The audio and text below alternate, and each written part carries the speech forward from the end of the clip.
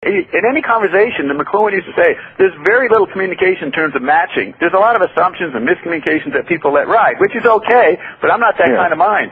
So I know exactly. Now, what was the point? I forget the point that the thing to add to this. Oh, yeah. Ion pointed out that I was a member of some kind of Illuminati, some part of my present self in 1400s, and we planted. The Illuminati, whoever they were, planted the knowledge of Ion coming. And so you can find wherever these Illuminati writings, it's in there. But here's the main point. I asked, are you talked about in Nostradamus? And Ion said, yes. In what's called the 3rd century, there's each century is 100 quatrains.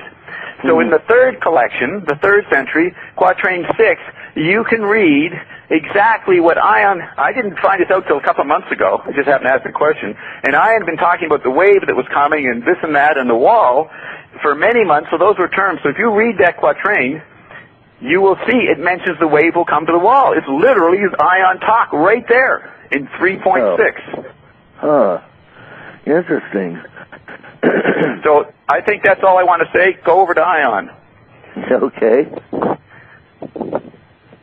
Ion, what can you help us to understand what's happening at this time? And you speak a lot about us being creator gods with amnesia. Are we ever going to let go of that amnesia and wake up and regain our memories? Well, that's a great question. We're not here to say that you're actually asleep, but we will take it from the first part of understanding. Typically, we like to overlay thoughts, the essence of creations that you evoke, because when you understand something, and if you actually get what that word means, you climb up under something, and then you try to stand up, and the best thing you get is a sore noggin as you understand things. But the things that you supposedly understand, if you can overlay them with a new thought process, then that affects the belief system. Now, what's a belief? A belief is just a thought you've been thinking for a long time.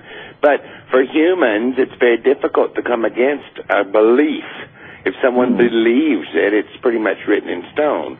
But those beliefs do shift, wax, and wane as you overlay them with new thoughts for a long time, and you can amend or suspend your actual belief system. See, human creators, when it was early days, they decided it would be a really cool idea to separate their power and put it in a box. They speak about the Ark of the Covenant, and they talk about the Dallas Cowboys. They talk about... There's lots of things the human creators imbue with power, as you may call it, magically. But they separate the power from themselves. Well, it got so much power that there was a veil that separated the power that the human creators gave to the box, and so then a veil had to separate you from that power. Then in the Christian church, they speak of when the veil was rent in two. That just meant that separation no longer had to be.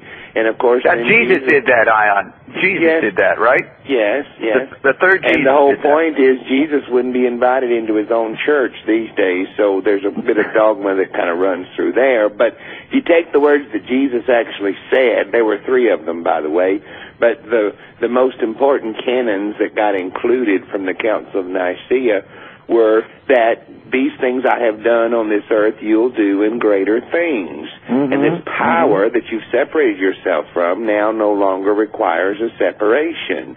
And this godship that you are into the transition place of is actually because human creators now are entertaining this capacity.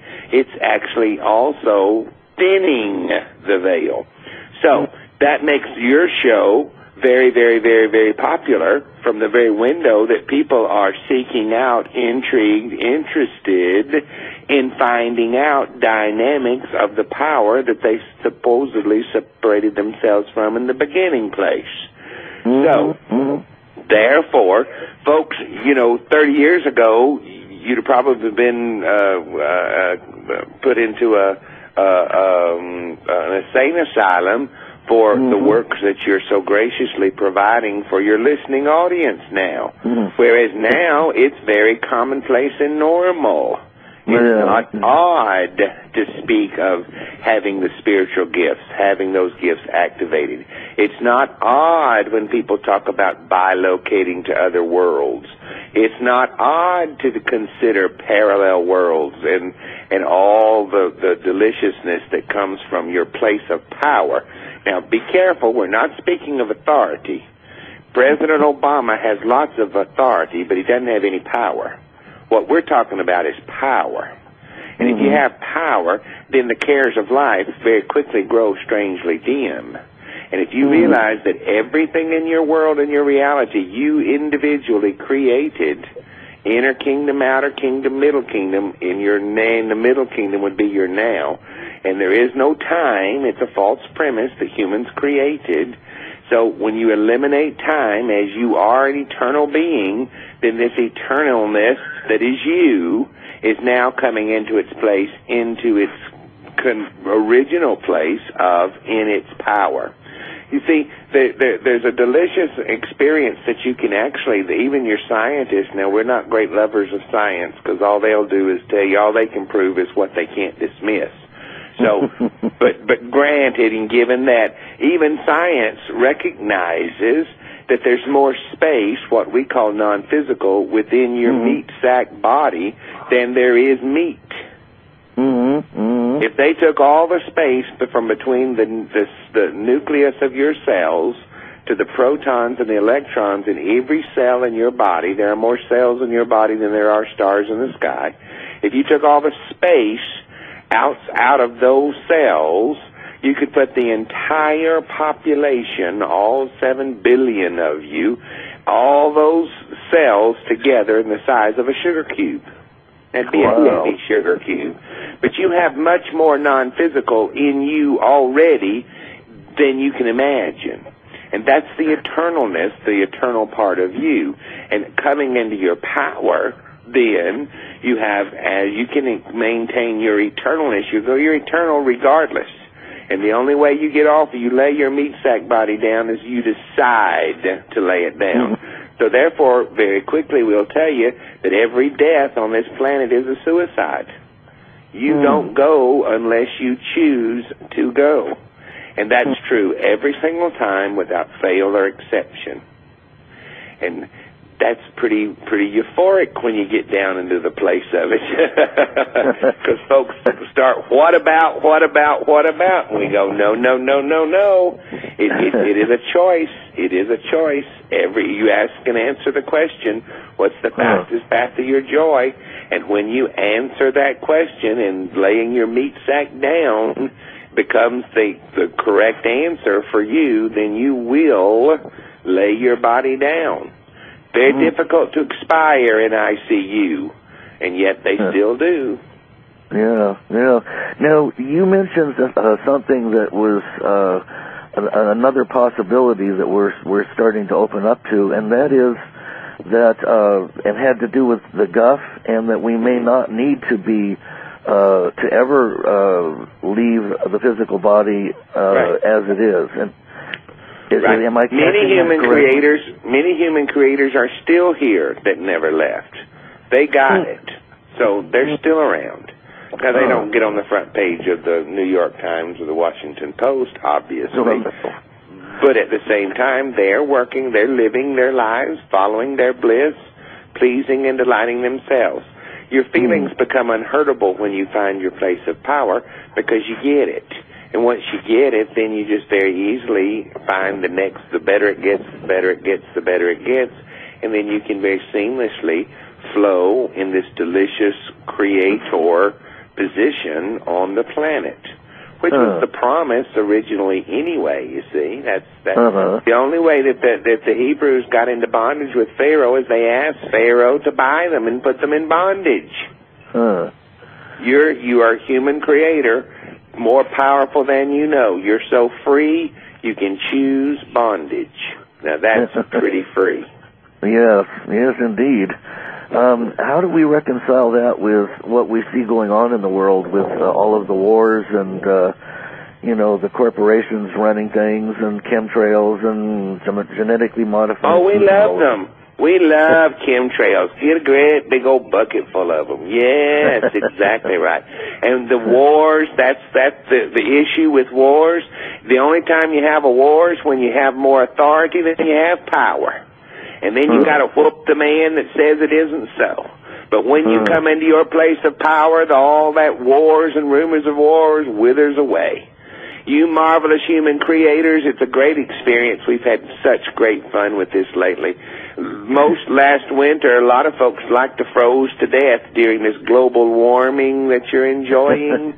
And try as you might, you marvelous creators, you haven't destroyed this little ball of earth that you engage and enjoy. Even though you've tried, you still haven't destroyed it. Human creators are more powerful individually than the sum total of all those running around saying they have authority over whatever. And we've got an example. We have an example. In the U.S., now, your listening audience, I'm sure they're from all around the world, but specifically those in the U.S. are kind of enjoying this right this second. All you heard for a bit was lack of oil, lack of oil, lack of oil, lack of oil, lack of oil, lack of oil, lack of oil, lack of oil. We'll build a pipeline in Afghanistan. She got the gold mine and I got the shaft kind of business. I want the oil well, but somewhere else. Well, human creators have heard that and heard that and heard that to the point that they want pressed down, shaken together, overflowing abundance. Well, out of that abundance, that's the thought, I want oil, I want oil, I want oil. Well, guess what? Now you've just about got the Gulf of Mexico full of oil. You can have all you want. Just come get you a dipper full. They won't say a word. You can have all the Texas tea you're interested in. It's great. And that's a manifestation from the human creator saying, we want abundance. Well, now everybody's pushing against it, just like they did global warming, which then caused global cooling last winter, first time they ever had on record. Every state in the Union, all 50 states, had snow on the ground at some place. Oh, yeah. First time ever. And that was in global warming, because people have had enough of global warming.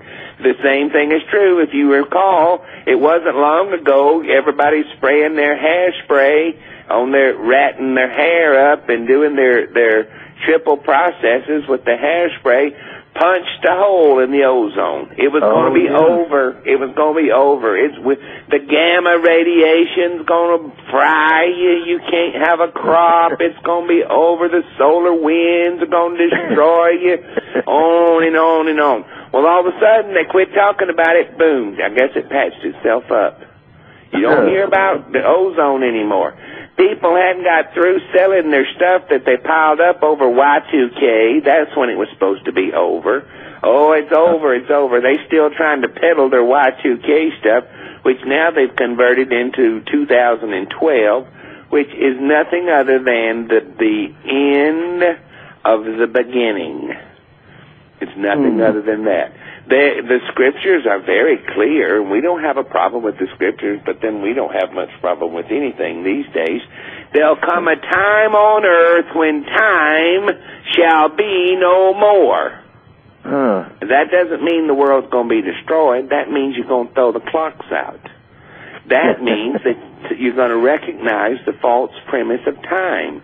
It already is a false premise, because some days go by, zoom, they're gone. They say time flies when you're having fun. But go sit through a deposition or do something or be on jury duty, and that clock all but stops, doesn't it? Yes, it does.